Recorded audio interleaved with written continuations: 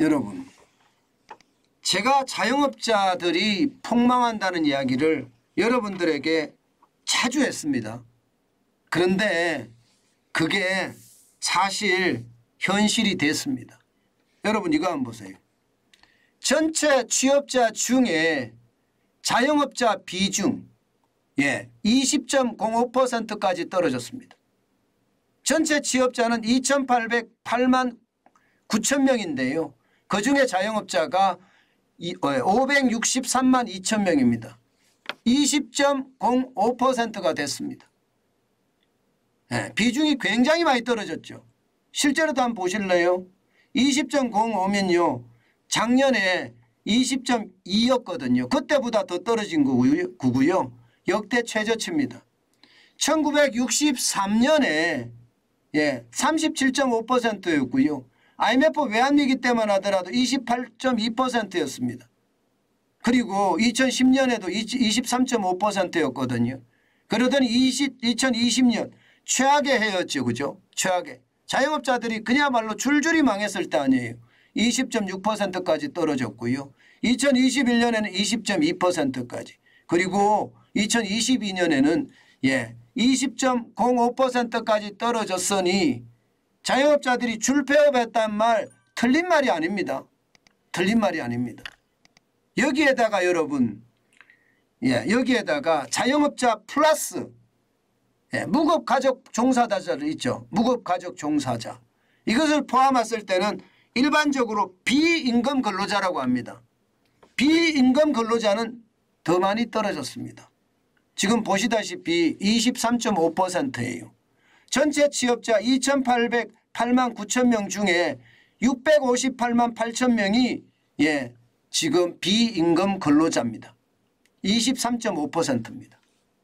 일반적으로 자영업자 이야기할 때는요. 이거를 이야기합니다.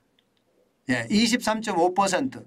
제가 25%까지도 된다고 할 때 지금 그 이야기가 자영업자 플러스 무급가족 종사자를 포함했을 때를 말하는 겁니다. 이 수치도 여러분 역대 최저입니다. 역대 최저. 1963년만 하더라도 68.5%였거든요. IMF 때는 38.3%까지 떨어졌습니다. 그런데 2020년에 24.4%까지 폭락했죠. 그리고 2021년에는 23.9%로 줄어들었습니다. 그리고 2022년에는 23.5%까지 쪼그라들었습니다. 왜 쪼그라들었을까요? 이게 문재인 정부의 코로나 정책이 진짜 웃긴 정책이었으니까요. 아니 통제 방역을 해서 뭐 영업시간도 제한했지요. 사적 모임도 제한했지요. 이게 뭐 공산당도 아니고 대한민국에서 자유를 박탈해버렸어요. 그러니 자영업자들은 줄줄이 망할 수밖에 없었죠. 그래서 역대 최저 23.5%를 기록하고 있는 겁니다. 그만큼 심각하다. 미래가 없다는 말이 맞는 얘기예요. 미래가 없다. 자영업자들 줄줄이 문을 닫는다. 이런 얘기 틀리지가 않습니다. 그런데 말입니다. 다른 지표를 보면 여러분들 더 놀랄 거예요. 왜 놀라느냐. 여러분 이 지표 한번 보세요. 나홀로 자영업자 수가 지금 굉장히 빠른 속도로 는다는 사실입니다. 이게 줄어도 못한데 이것은 늘어요. 2010년에 412만 7천 명이었던 것이 2020년에는 415만 9천 명까지 늘었죠. 그러더니 2021년에는 420만 6천, 2022년에는 426만 7천까지 늘었습니다. 이 말은 무슨 말이냐.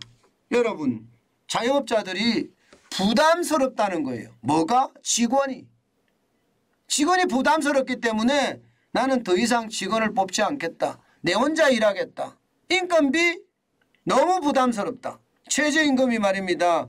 문재인 정부 5년 동안에 거의 45% 가까이 올라갔으니 버텨낼 리가 만무하죠.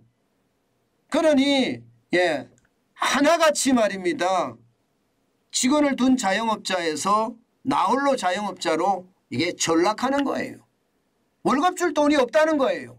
월급 때만 되면 겁이 난다는 겁니다. 그만큼 말입니다. 상황이 나빠진다는 거. 문제는 여러분 요즘 경기 안 좋잖아요. 경기가 좋아야 되는데 경기가 안 좋으면 앞으로 상황은 더 나빠질 거예요. 안 그래도 자영업자들은 부채가 많거든요. 예, 부채 갚기가 만만치 않으니까요. 제발 경기야 좋아져라 이렇게 기도하는 사람들도 있을 정도입니다. 그러나 당분간 실물 경제가 그렇게 좋아 보이지는 않습니다. 그러니 상황은 점점 악화된다. 심지어 말입니다. 자영업자들 이야기 들어보면 말입니다. 저도 자영업자인데 내 건물에서 장사해야 되겠다. 내 건물에서 사업해야 되겠다. 이렇게 이야기하는 사람들이 많아요. 그만큼 인건비도 비싸는 데다가 월세까지 비싸니까 감당이 안 된다는 겁니다. 어디 그뿐입니까 여러분? 예, 이게 전기요금, 가스요금, 공공요금 다 올랐잖아요. 그러니까 자영업자들은 4중고, 5중고, 6중고라는 거예요.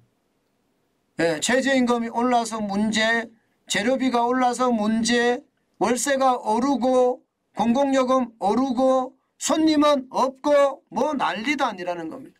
그러니 미래가 없으니 차라리 폐업하는 게 낫다. 지금 그렇게들 이야기한다는 겁니다. 그만큼 말입니다. 우리 실물 경제 상황 진짜 좋지 않습니다. 여러분 실제 말입니다. 지표가 다 말해주거든요. 제가 굳이 만들 필요가 없습니다. 일부러 만들 필요도 없고요. 지표가 보면 지금 상황을 고스란히 설명을 해주는 거기 때문에 그만큼 여러분 실물 경기가 좋지 않다는 이야기가 되는 겁니다. 저는 그 어느 때보다 자영업자, 이 자영업자들이 잘 돌아가야 돼요. 경기의 밑바닥이라고 이야기하는데 이게 밑바닥이 나쁜 의미의 밑바닥이 아니라 펀더멘탈, 경기의 기초라는 겁니다. 그래서 바닥 경제라고 하거든요. 바닥이 탄탄해야지 그 위에서는 경기들도 좋아지거든요. 그런데 바닥이 이게 탄탄하지가 못해요. 자영업자들이 줄줄이 무너지고 있으니 바닥이 휘청휘청하고 있으니 그 위에 소비라는 놈은 어떻게 될까요? 당연히 소비는 줄어들 수밖에 없고요. 소비가 줄어들면 결국 기업에서는요. 물건을 덜 생산할 수밖에 없습니다. 기업이 덜 생산한다는 것은 결국 말입니다. 일자리가 안 늘어난다는 거예요. 일자리가 안 늘어나면 경제는 악순환의 고리가 연속이 되는 겁니다. 지금 현재까지 다른 지표들은 몰라도요.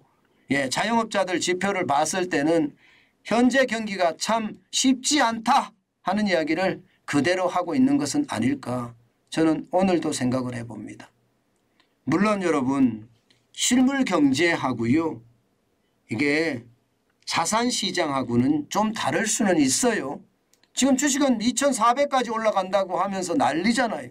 다를 수는 있습니다. 왜냐하면 주식시장은 선행하기 때문에 다를 수는 있지만 분명한 것은 실적에 충격이 왔습니다.